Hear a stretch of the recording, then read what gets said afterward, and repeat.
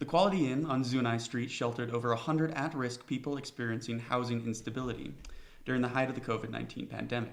The shelter shut down unexpectedly September 15th, with only 1 month's notice for residents to find new housing, resulting in a large portion being forced to return to the street.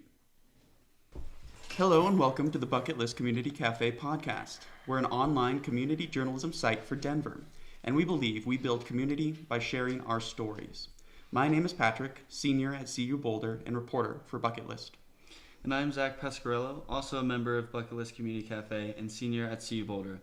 Today's episode, we are going to talk about the rise of homelessness in Denver, Colorado since the beginning of COVID-19. In particular, we are going to focus on the Quality Inn on Zunai Street in Denver, one of many hotels that was transformed into a homeless shelter for the duration of the pandemic, but it had multiple issues, including its abrupt conclusion. Today, we bring in Anna Miller, a former resident of the hotel, to tell us more about the Quality Inn. Hi, Anna. Hi. Thank you so much for being here. We really appreciate it. This is a very important issue going on in Denver, and it's plagued Denver for as long as I've been here. Yeah. So, are you from Denver? I grew up in Golden, moved in like 96 to Atlanta, but I moved back in 2012 and kind of bounced around. I was homeless a lot of it, but it was more by choice. And then got married, all these crazy things in my life. And in 2019, I went to rehab, and I left rehab in Atlanta, Georgia, and was like, okay, there's nothing. They dumped me to the streets. And in Atlanta, you do not want to be homeless in Atlanta, Georgia. I promise. It's a little warmer, but it ain't worth it. So I came back here because I knew of the programs and everything. So I came back in June of 2019, so just about half a year before the pandemic, and lived on the streets, the shelters, tenting it, all of that stuff. And then when the pandemic hit, basically what happened was the Denver Post did a story. I was staying at the Crossroads Men's Shelter at the time. And they did a story right after the CDC had said people were supposed to be 6 feet apart, all this, showing pictures of us literally sleeping on mats 6 inches apart from each other on the floor. And there was no spacing. So they came up with this glorious idea. They bought the hotels. I didn't get into the hotels because I didn't actually even know about the program, even though I qualified. I went to what was the stock show, the National Western Stock Show building. For all of you who don't know, once the pandemic hit, they hoarded all the men into the stock show building that were under 65 and in decent health, and the women into the convention center. Or not the convention center, I'm sorry, the Coliseum. Mm-hmm. I left, thank God. We won't even have to go into much, but I will say the stock show was a nightmare, and I don't even begin to know the ways to explain. But I saw things that most humans should never be having to deal with. I truthfully did. I left, luckily, before the man was stabbed and killed inside the stock show. I had gotten a hotel, stayed in a hotel for 3 months, then got another hotel. That was there for 3 weeks with my brother, who was disabled. And when the money ran out, we were like, oh, okay, it's summer, but shit, where are we going to go? And we decided, a friend of ours was like, hey, she had heart murmur problems. She was like, I heard of this program, go to Stout Street Clinic. And she named off the things. And I was like, both of us were like, yeah, I've got respiratory. He's in a wheelchair. I got in, he didn't.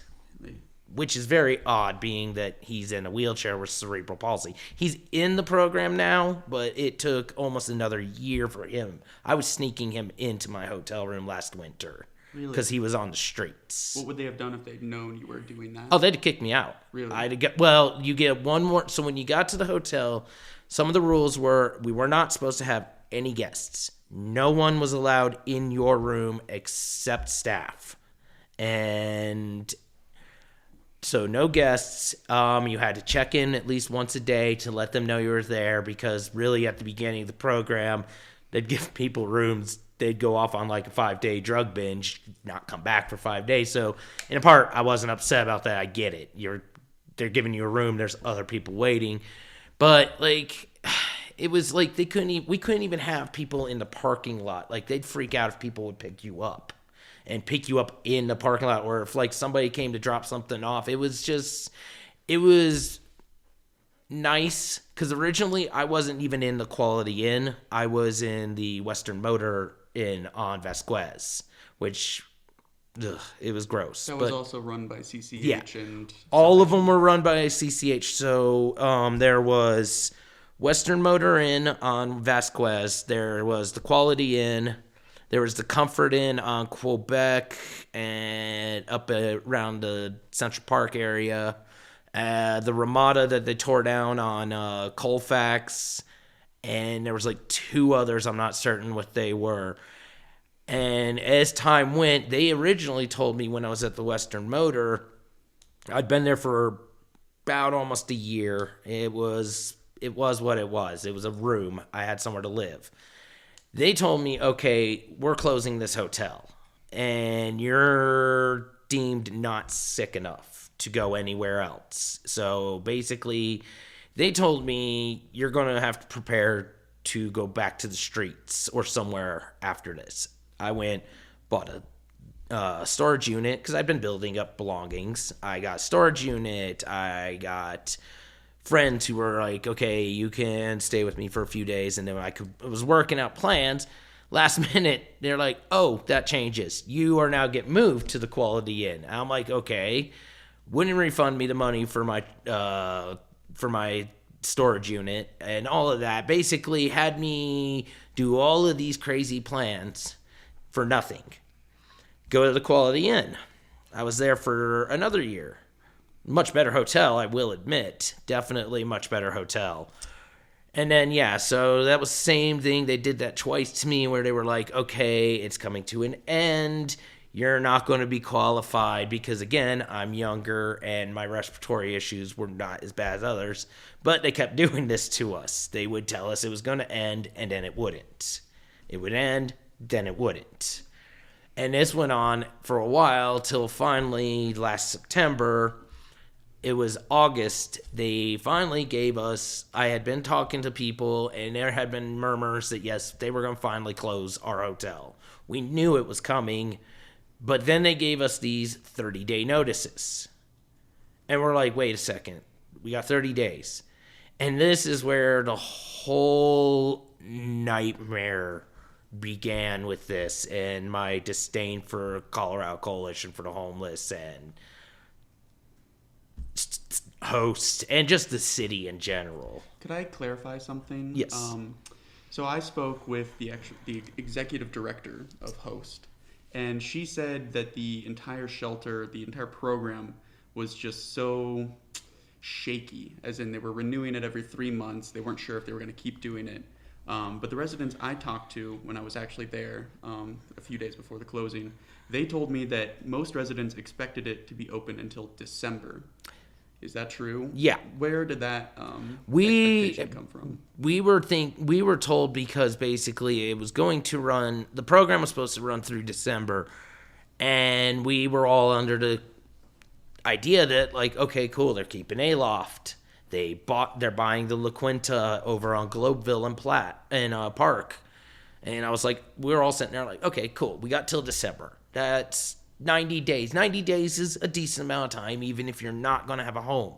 And then, yeah, all at the last minute, hey, you got 30 days to find a place to live. Like, half of us were in the middle of, we had vouchers. We were in the midst of looking. And yeah, it was just like, and then like I said, the nightmare began right there, I brought it up to my people at hand. I was like, hey, yeah, we're getting 30 days notice. And they're like, that's messed up, because we were all under the impression we were getting housed. That was the major impression that they gave us at the beginning of this program. When you first came in is that we're going to put you in these hotels and we're going to get you housed eventually. But at that point, I knew people who still had never gotten a voucher. I had just gotten a voucher. I had just gotten my apartment when I got my 30-day notice, but I was still in the midst of waiting for it to be accepted for the inspection. There was plenty of people at the Quality Inn that truthfully, we're in my boat. We were just sitting there like, okay, all we need is the inspection done. We can move in. I moved into my apartment the night before they closed the hotel. I was that close to being stuck having to do a backup plan till I could move into my apartment. What would that backup plan have been? Storage with my friends and bouncing on couches till they said, okay, you can move in. I was very lucky, like I said, compared to a lot of the people there. But where it happened was, so we started talking to CCH and being like, what's going to happen to these people? They started telling people, you're going to have to go to the shelters. And we need you to start talking to your case managers about getting a guaranteed bed for the shelters. And we're like, wait a second.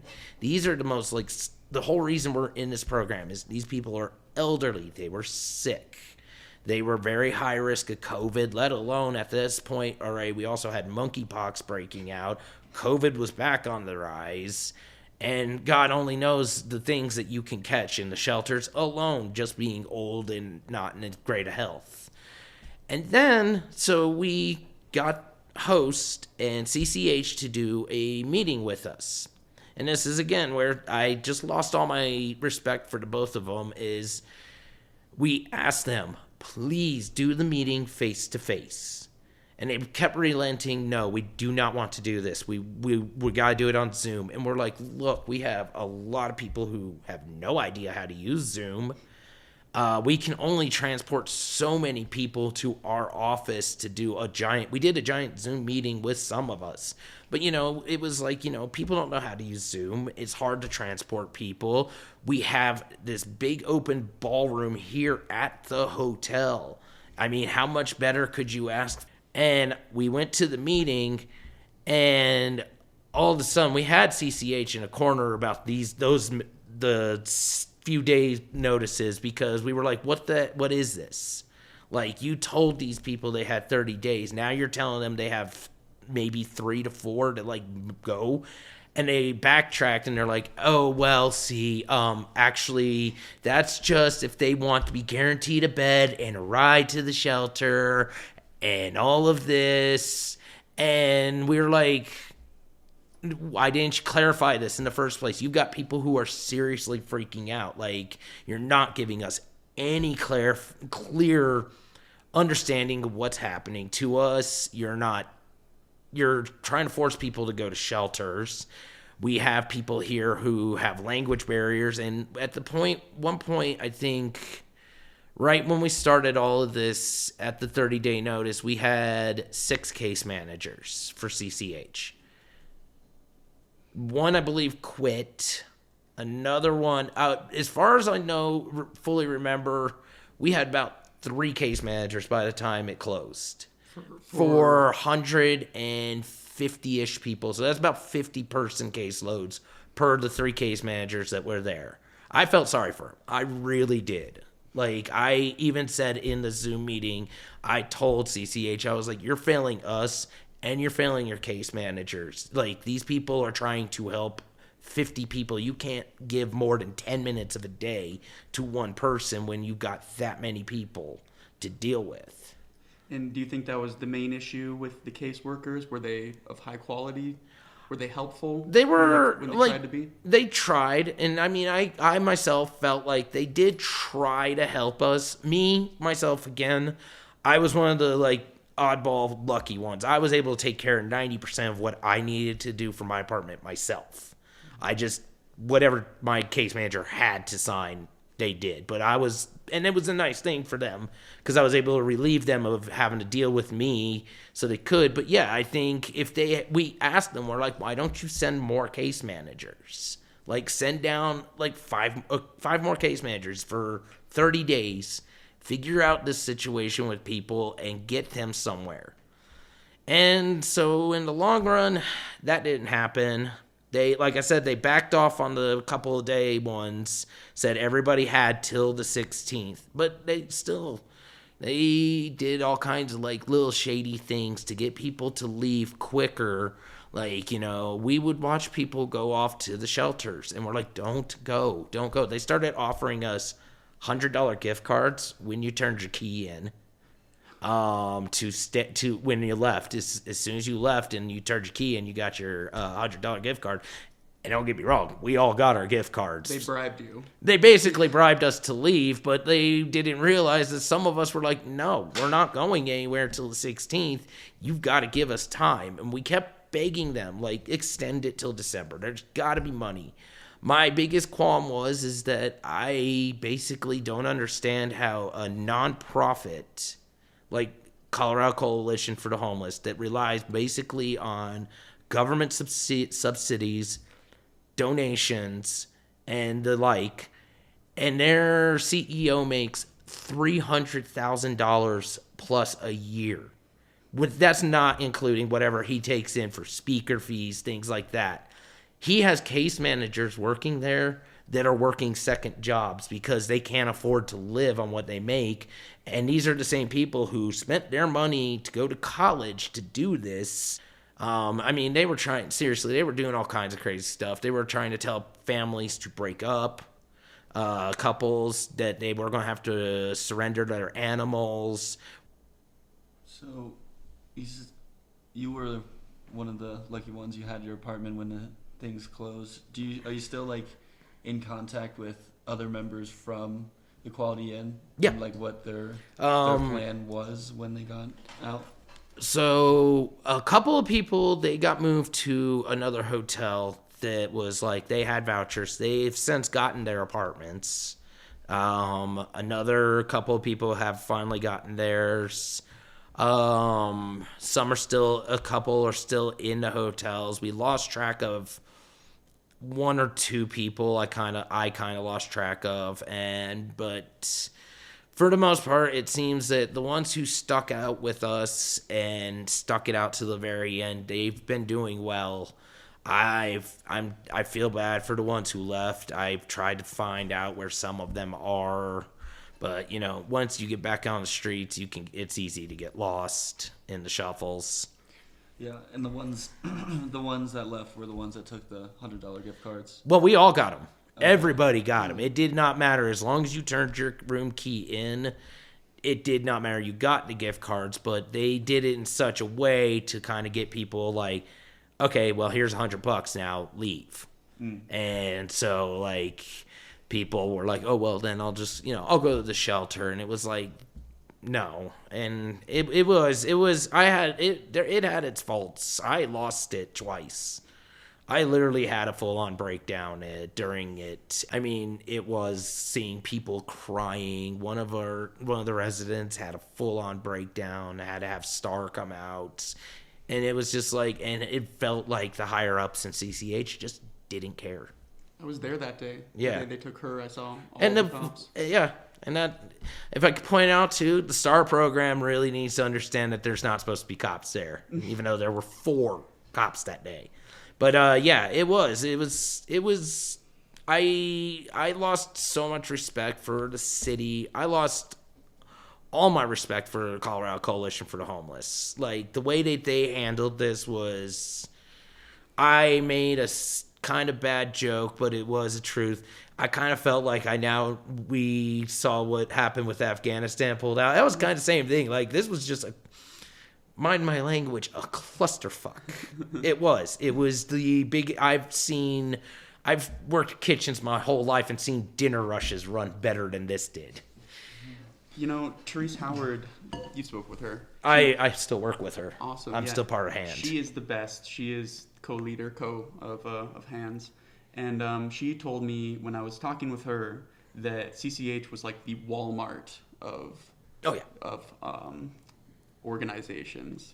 Does that ring true for you? Yes, definitely. They underpay their staff. They're enormous. They have tons of money, but they don't seem to do much of anything. I mean, I lived with somebody in one of the Med 9 buildings, and they don't even the guy had mental issues. They don't even check on their residents.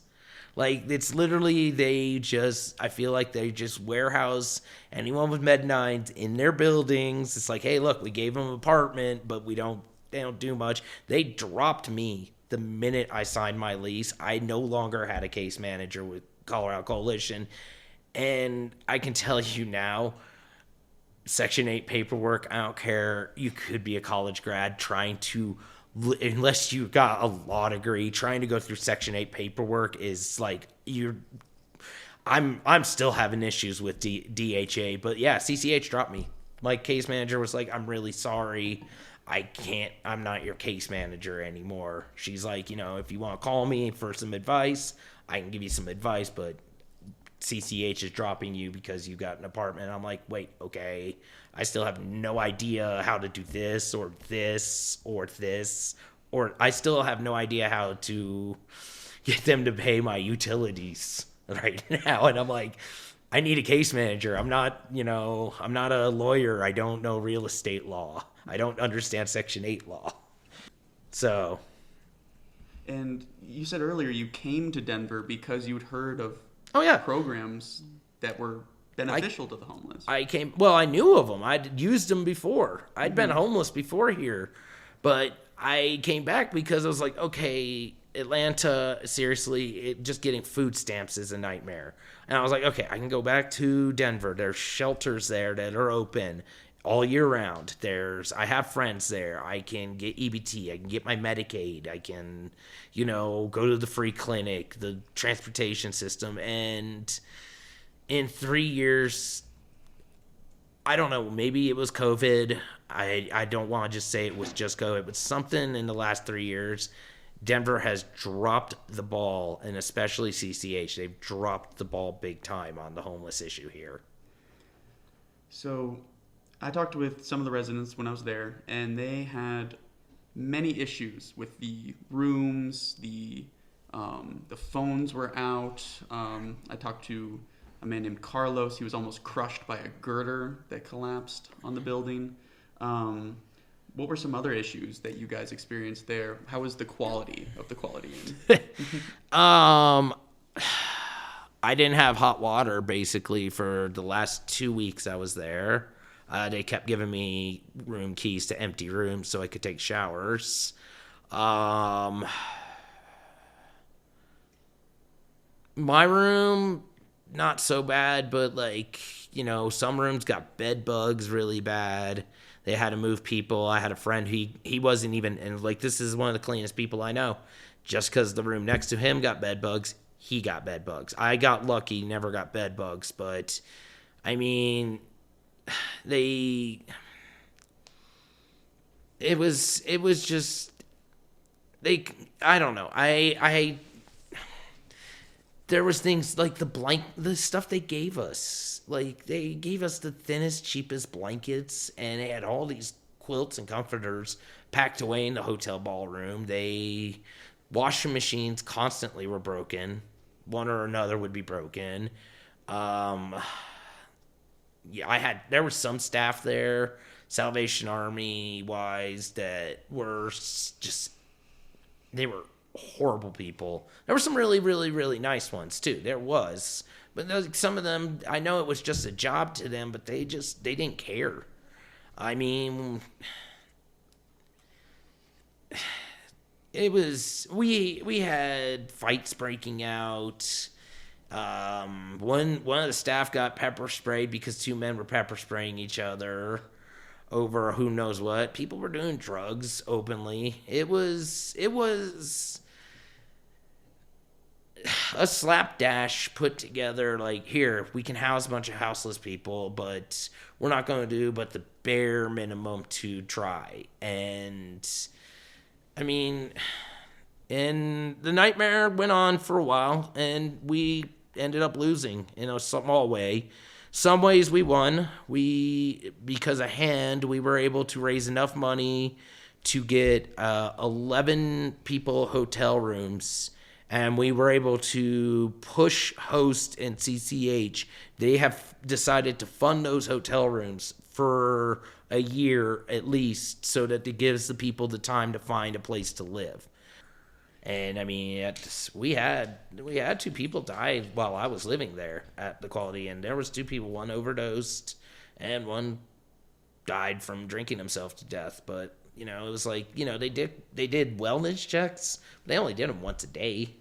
And it's again, we had elderly people there that should have been checked up on a lot more than they were.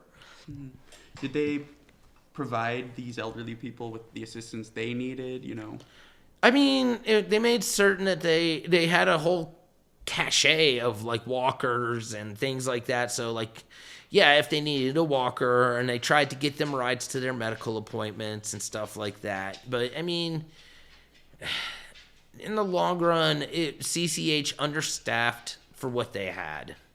I mean, they really genuinely understaffed for the amount of people that they were trying to deal with. And I feel like if they really had staffed that place correctly, most everybody who was in that hotel would be housed right now, or at least in some kind of a situation that's not a congregate shelter. There was one. I talked to Carlos, and he told me that he actually had a friend who was not given a wheelchair. Was there any sort of issues or problems when it came to getting the actual equipment that they would have stopped him from getting that? Oh, yeah, because you had to go sign up for an appointment with the nursing staff. The way you signed up for an appointment, and it took them forever to realize this was a stupid idea. They just put a whiteboard out in the lobby part and left a marker there, and then there was time slots, and you just wrote your initials in. But then, some people, and not everybody's a good person, would come over and actually wipe out slots. But, like, if you didn't get to the lobby in time, you may not have had a chance to catch a slot for medical. Like, I tore my ACL, and, like, they gave me a leg brace and a cane, but it took them 2 days to do that. Really? Yeah, 2 days of me, like, hobbling around being like, I'm in a lot of pain, people, and they're like, okay, here you go. And I'm like, the security guard gave me an ice pack before they did. I have one more very important question that I've basically been asking everyone I've talked to about this issue. Do you consider this whole program a success or a failure? And when I spoke to the executive director of Host, she said it was a success because they managed to house these people like you for way longer than they were expecting. And even though at the very end, most were forced to live back out on the street, or they would have if HAND had not intervened, she said that didn't matter, that this story was still a success. So do you think, after experiencing everything, all of this program was a success? Ooh. That is a tough question. Because keep in mind, the contract they signed with CCH was worth $40 million. That's a lot of the money from FEMA that went to this. So I want to say yes, but no. I'm glad to see that people got housed, but the fact of the matter is that a large percentage of people still got thrown back out to the streets and the shelters. And so, I mean, they had them. I feel like they still had the money. They could have ran quality till December, like they already aloft, and given those people the proper amount, because quality was the largest hotel out of those that was still open and had the largest majority of people. And what was the harm of CCH putting in more money and giving everybody another 2 months? Because by that point, you only had 150 people, and some of us already were just like myself and waiting for our places to move in. So I'd give it a 60-40, with 40 going successful, only because, seriously, those people are back on the streets. Mm-hmm. So... yeah, I used a metaphor like if you're trapped in the woods and the rescue team came to save you, they pick you up in the helicopter, fly you 5 miles away, and then drop you back in the woods. It's like... basically, yeah. Thanks for the rescue, but I'm still in the woods. Yeah. Thanks for the nice long-term hotel room, but now I have to go back to the streets with all these belongings I've, collected up since living in a hotel, and I still have no home to go to. And it was It was your belief going in that We were all going to get housed. afterwards. Who told you that? Was it CCH that made that sort of implication? That was the implication that CCH kind of had us under the understanding is that we were going to get housed, and that because we were so vulnerable compared to the rest of the houseless population, that they were going to house all of us to get the most vulnerable of the vulnerable off the streets. And it was just their way of getting us to come along, which not that I'm not grateful for the hotel room. It got me in a way better place than I was, but it's like you said, it's like just getting trucked back in the woods again. Like, it doesn't matter. Like, you're right back where you started. Yeah, because we talked to somebody from CCH, and she said that they knew they weren't going to be able to identify long-term housing for every single resident because the resources weren't there. And the host director said she had no idea where any residents had gotten this implication. Because the way people talk to us, they'll dance around and make you think that they're doing good for you, because in the long run, the way it is that houseless people, we are numbers to these people, especially to people like CCH. As long as there are houseless people, CCH gets money. So they try to tell you, they'll blow smoke up your ass, truthfully. As far as I'm concerned, I love that they love to think that everything's successful, that they get people off the streets, and I commend what they do. They do when they do get some people off the streets, but they don't do nowhere near enough. There shouldn't be groups like HAND. We shouldn't have to exist if we have somebody like CCH who's bringing in the amount of money that CCH is bringing in. Like, our group shouldn't have to be advocating for it on a shoestring budget of donations, while John Pavleski of CCH gets to sit in God knows what kind of house he lives in or anything. But he's got a couple of them, I'm sure. Oh, I'm pretty certain. So I think it's an important question to ask. How many people in the Quality Inn actually avoided getting COVID? If you could give just a ballpark estimate of people who actually caught COVID at the inn, that would be great. Okay, so can't say just for the inn, but I would say in the beginning it was like 6 out of 10 people were still getting COVID. I knew a couple who had COVID while I was in the Western Motor, and I can even say that one person had just gotten out of quarantine maybe a week and a half before we were supposed to be out of the hotel. So all in all, and who knows how many of us who got it and never knew we even had COVID. We're asymptomatic. Yeah, because they weren't testing us. They only tested us if we told them we weren't feeling good. They didn't actually, on a regular test us. So who knows, truthfully, how much COVID actually was just spreading around these hotels.